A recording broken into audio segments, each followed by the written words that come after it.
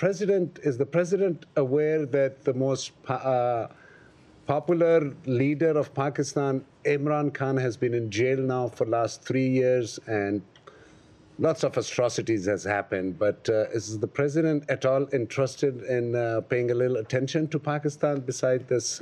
Well, I will answer that, noting that in his address to Congress, the president announced the arrest of an ISIS-K operative and planner responsible for the deaths, as I mentioned earlier today, of the 13 brave American service members and over 160 Afghans at Abbey Gate, that he is now in custody. And we extend our gratitude to the government of Pakistan. We do, for their partnership in bringing Mohammed Sharifullah to justice. We would also now refer you, for those who want more information, to the Department of Justice for further information regarding his case. We have, regarding Pakistan and the nature of our relationship, we have a common interest, obviously, in fighting terrorism, and the arrest of this terrorist also illustrated that U.S.-Pakistan cooperation on counterterrorism remains vitally important. So thank you, sir. Our speed with which some of these things are happening, that mistakes are corrected. There was one. Okay. It was corrected, and that's certainly not going to happen again.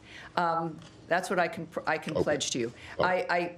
I do know, and as everyone learned on that day, that the data matters, which is why I'm not going to stand here and guess, that the facts of the matter matter.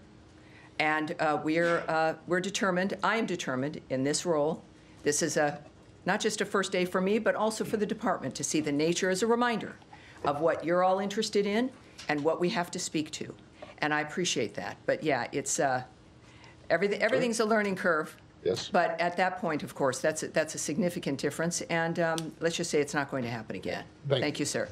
Yes, Rich. Hi, Tammy. Fox News. We all know that, right? Here, Yes, you have to introduce yourself. So Rich Edson with Fox That's News. right. Thank you, Tammy. Thank you. Thank you. In the back. Yes, sir, behind you. Thank you very much, Tammy. Jaleel Afridi from the Frontier Post. Hello, sir. Nice to meet you. First, I want to say a quick thank you to the president. I have not seen any journalists saying thank you to him in 2020 during the corona days. I was one of the affectees as well who spent many months in the hospital. And the stimulus checks were amazing, and many journalists took advantage of it. My first question is, did anybody from the U.S. administration say thank you to Pakistan on official level regarding this new arrest? And second, is the president aware that the most popular leader of Pakistan, Imran Khan, has been in jail now for the last 3 years, and lots of atrocities has happened? But is the president at all interested in paying a little attention to Pakistan beside this? Well, I will answer that, noting that in his address to Congress, the president announced the arrest of an ISIS-K operative and planner responsible for the deaths, as I mentioned earlier today, of the 13 brave American service members and over 160 Afghans at Abbey Gate, that he is now in custody. And we extend our gratitude to the government of Pakistan. We do, for their partnership in bringing Mohammed Sharifullah to justice.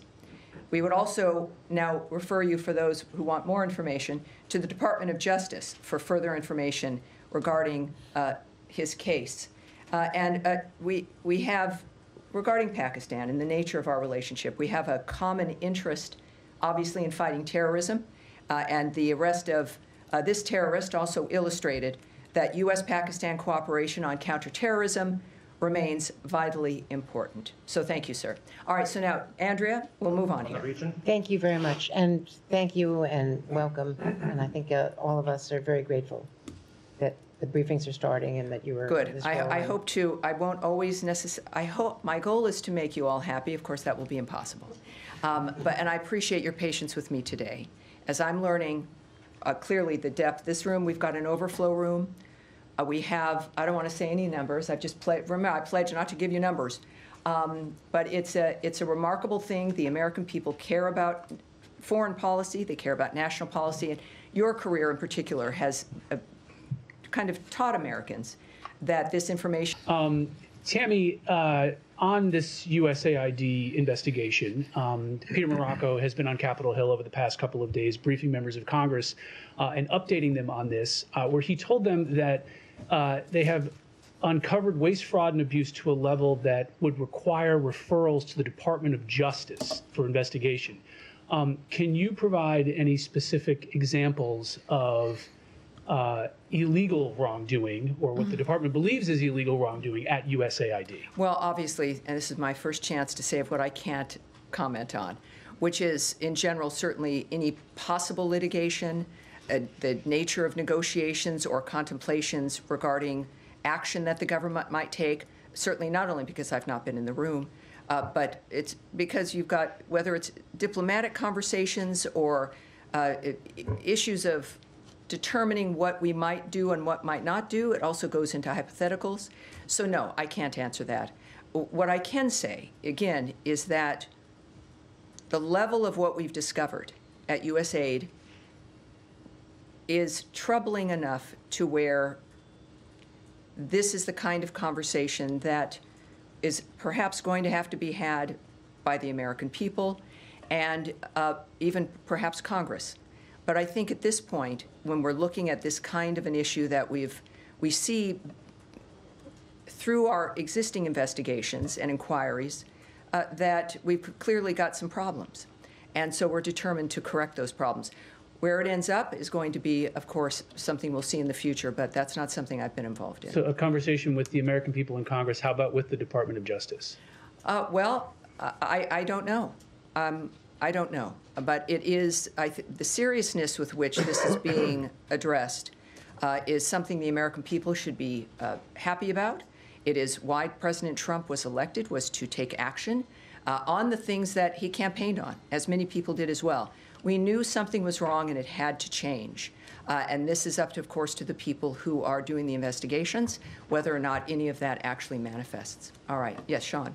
Thank you, and welcome to the podium. Thank you. Sean Tandon with AFP. Can I switch the topic to the Middle East? The situation. Let me ask though. Any other questions on the USAID situation? A bunch of hands. I'm shocked. All right. We'll get back to you when we move into the Middle East. Yes, ma'am. Thank you. Daphne Saladakis with Reuters. Hi there. You said that this is a pause, but we got answers from the State Department saying they've already cut 92% of the awards worth $54 billion. Is there any chance of those coming back? And that made it seem like the review was done. Is it done, or is the review still continuing? Well, when you have a review, it is to assess what's happening in front of you, and then decisions are going to be made, right? So you've got a review. It's 90 days to make an assessment within that framework of what works and what doesn't work. If there were programs and if they've been cut, the answer would be is that they did not serve either American interests or make us safer, more secure, or more prosperous. So those decisions are going to be made. Clearly, some have been in the process of the review. And are they final, and is the review complete? Well, I think that each case may be different, but we do know that actions have been taken based on the standards that we set, that the Secretary of State has set, and we're moving forward.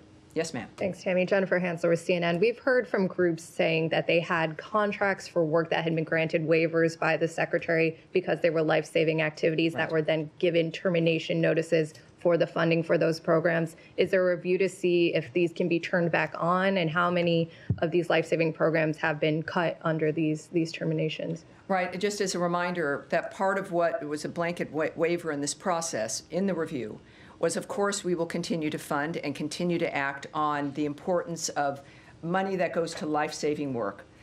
Many of those programs, which, again, the President articulated during his address to Congress the other night, certainly did not meet that standard. So we have that blanket waiver dynamic. There are anecdotes of certain issues. We do know that if there's been a problem, that it is reversed. The Secretary is directly involved in this process of assessing the nature of what's happening and who's getting these funds.